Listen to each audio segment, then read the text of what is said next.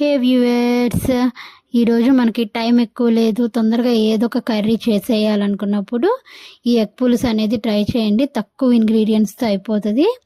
First గుడ్లు అయితే ఉడకబెట్టేసుకున్నాను. తర్వాత కడాయిలో కొంచెం నూనె వేసుకొని పోపు దినుసులు వేసి అవి కొంచెం వేగిన తర్వాత కట్ చేసుకున్న ఆనియన్స్ అండ్ పచ్చిమిర్చి వేసి దోరగా వేగనివ్వండి. అందులో కొంచెం పసుపు, ఉప్పు అయితే వేసేసుకున్నాను.